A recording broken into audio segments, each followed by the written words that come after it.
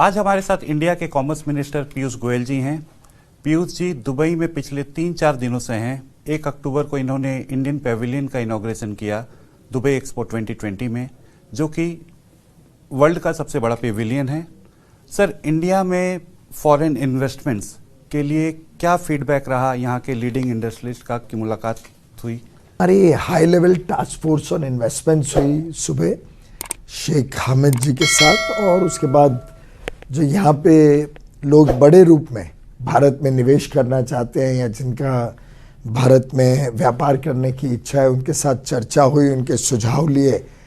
वास्तव में जो उत्साह है भारत के प्रति, जो विश्वास है भारत के उद्योग जगत और भारत में निवेश करने में, जो उनको विश्वसनीयता दिखती है, उसको देख के बहुत आनंद आया।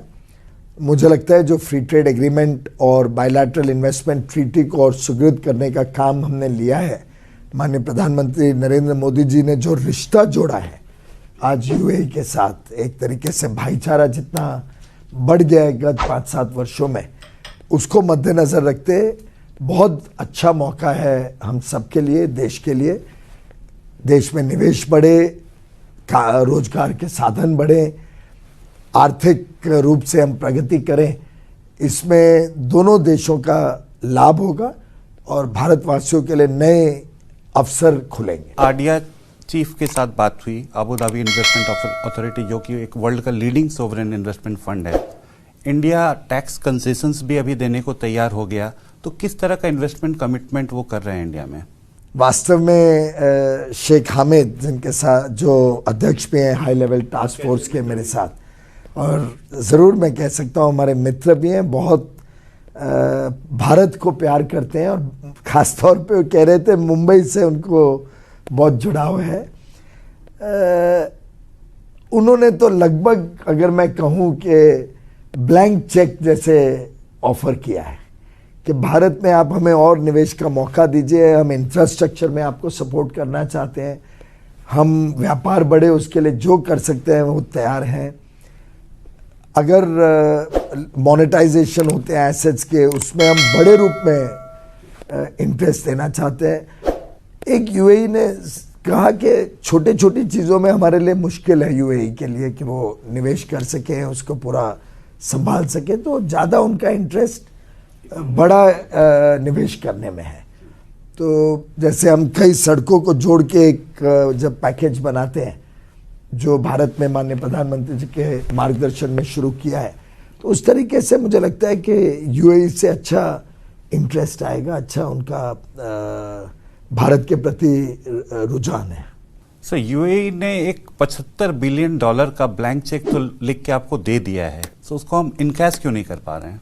नहीं कर रहे हैं, वैसे ये तय हुआ था कुछ समय पहले, पर जो उसके लिए फ्रेमवर्क बनाना है, जो उसके लिए आधारशिला खड़ी करनी है, वो करे। जब तक हमने करी, जब 2019 में तय हुआ कि अब इसको कार्यान्वयन किया जाए, और जो उन्होंने कुछ सरकार गवर्नमेंट टू गवर्नमेंट ट्रांजैक्शंस होती हैं, क्योंकि इनका सॉवरिन वेल्थ फंड है, सरकारी है, उसके हिसाब से जो हमें परिवर्तन करना था वो करा। जब तक तो कोविड आ गया, तो कोविड महामारी में जरूर काफ़ी चीज़ें थम सी गई थी, रुक सी गई थी, तो अब उसको वापस हम तेजी से बढ़ाएंगे। How soon can we expect this trade agreement to be signed? काफी टाइम हो गया सर।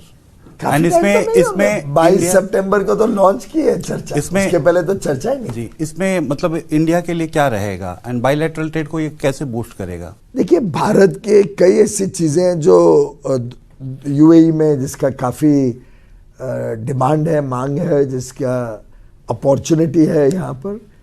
जैसे हमारे टेक्सटाइल्स हैं, जेम एंड ज्वेलरी है, फार्मास्यूटिकल हेल्थ प्रोडक्ट्स हैं, फूड स्टफ्स हैं, इन सब में बहुत बड़ी संभावना है, और ये सीधा रोजगार से जुड़ी है भारत में। यूएई के भी कुछ ऐसी चीज़ें हैं जो हमें भारत में चाहिए, तो हम दोनों तरफ से एक बैलेंस्ड और दोनों देशों का, जिसमें लोगों का फ़ायदा हो, ऐसा एक करार करने जा रहे हैं। और मुझे लगता है इससे भारत की अर्थव्यवस्था को भी बल मिलेगा और भारत का अंतर्राष्ट्रीय व्यापार में योगदान बढ़ेगा।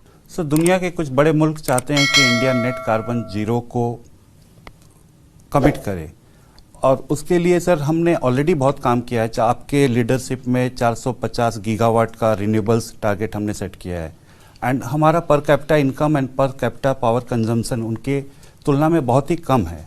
तो आप क्या संदेश देंगे उनको? प्रधानमंत्री नरेंद्र मोदी जी में पर्यावरण को लेकर बड़ी संवेदना है। एक प्रकार से मैं कहूँ तो he is a champion of climate change and the fight against pollution. वो चाहते हैं कि पूरा विश्व इसमें सम्मिलित हो। जिन देशों ने इतने वर्षों तक लो कॉस्ट एनर्जी का लाभ लिया, लो कॉस्ट पावर का लाभ लिया, सस्ती बिजली, सस्ते साधन जो कार्बन बेस्ड थे, जिसके कारण उनके अर्थव्यवस्था में इतनी तेज गति आई है।